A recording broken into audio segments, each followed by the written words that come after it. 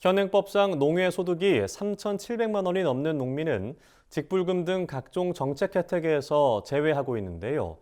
농민이 아닌 사람들의 부정수급을 막기 위해 마련한 기준이지만 만들어진 지 10여 년이 지나 현실성이 떨어진다는 지적이 나옵니다.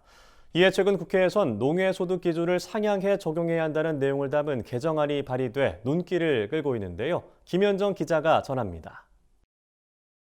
국회에서 농해소득 기준 상한선을 높이기 위한 법률 개정안이 발의됐습니다.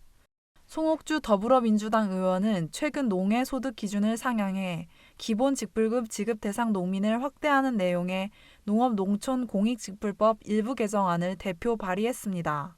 개정안은 농해소득 기준을 전국 가구 연평균 소득의 65%로 규정했습니다.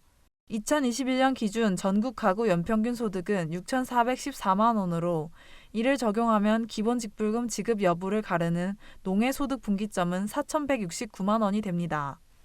송옥주 민주당 의원은 농해소득 3,700만 원 상한선은 10여 년 전 설정된 기준인 만큼 소득 수준이 오른 현실에 맞게 조정하기 위해 해당 법안을 발의했다고 밝혔습니다. 농해소득 3,700만 원 기준은 2009년 처음 도입됐습니다. 당시 쌀 직불금 수령자 가운데 실제 경작을 하지 않는 사람이 28만여 명이나 되는 것으로 드러나자 농정당국이 지급 대상 기준에 농해소득 상한선을 추가한 겁니다. 당시 정부는 2007년 가구 평균 소득이 3,674만 원인 점을 고려해 직불금 지급 대상을 위한 농해소득 기준을 3,700만 원으로 책정했습니다. 이때 정해진 농해소득 상한선은 점차 확대 적용돼 정부가 각종 세제 혜택을 담은 정책 사업을 추진할 때 중요한 기준으로 활용되고 있습니다.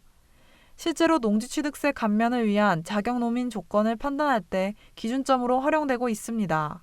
또 과수고품질 시설 현대화 등 농업보조사원 지원 대상자를 선정할 때 지자체에서 농민수당 지급 대상자를 정할 때 등 각종 정책의 기준이 되고 있습니다.